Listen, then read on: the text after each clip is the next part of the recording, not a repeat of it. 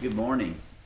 Welcome to our first Hump the Day devotional. We're going to be doing devotionals on Mondays and Wednesdays. Look forward also on Saturday to the Bible study lesson, and then Sunday, this coming Sunday as a matter of fact, we will begin our video, The Preaching Ministry of First Cumberland Presbyterian Church, and you can hear the sermon for Sunday. If you're able to come to the worship service, you're much better off experiencing the entire service, but if you can't, you certainly have the opportunity to hear the sermon. Well, I'm filming on Tuesday, and it is in East Tennessee a rainy day. You can probably see behind me at least the dark skies. You may even hear some thunder rumbling.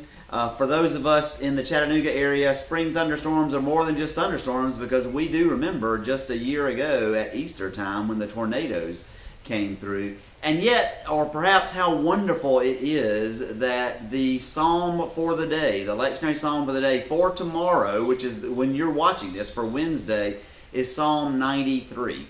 Let me share that psalm with you. The Lord is king. He is robed in majesty. The Lord is robed. He is girded with strength. He has established the world. It shall never be moved. Your throne is established from of old. You are from everlasting. The floods have lifted up, O Lord. The floods have lifted up their voice. The floods lift up their roaring. More majestic than the thunders of mighty waters. More majestic than the waves of the sea. Majestic on high is the Lord. Your decrees are very sure. Holiness befits your house, O Lord, forevermore.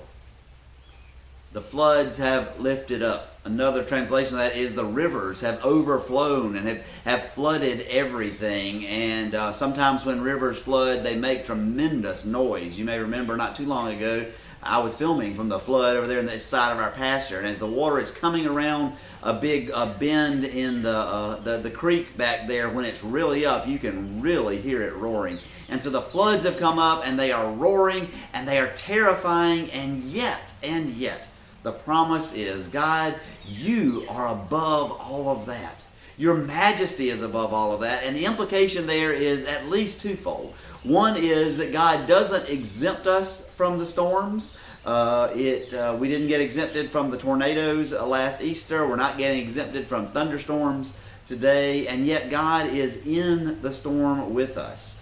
As the 23rd Psalm reminds us, yea, even if I walk through the valley of the shadow of death, I will fear no evil. Why? Because you are with me. Your rod and your staff, they comfort me. And so the first thing that we need to know is we aren't always exempt from the storms, and yet God is with us in the storms. And yet God is not with us in the storms as another victim, but God is with us in the storms as one who is even greater than the storms.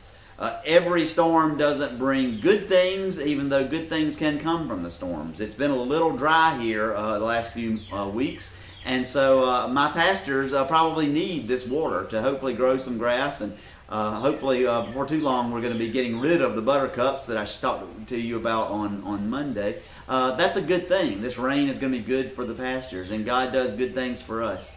Think about the rivers rising up. In the ancient world, that was seen as a good thing, because the rivers would come up and the silt would come in from the rivers and repopulate or re-put down in all of that bottomland to make really good fertile soil to plant in. And so spring rains that lifted the rivers up could be a little scary, but they also could bring a lot of good. And so we see that God is above everything, and that God even can take the bad things in our lives, the storms in our lives, and bring some good out of that. That doesn't necessarily mean that it's all good. Doesn't necessarily mean that we will say, boy, I sure am glad I went through that storm. But it does mean that we can say, I recognize how God was with me, and I recognize that God did do some good in my life or in the lives of others because of that storm that I went through. And so on this day, if you find yourself caught in a storm of one sort or another, know God is with you even as the thunder rumbles. Know that God is with you in the storm, majestic above the storm as well, and God can bring good to you. This is true, of course, because God is with us.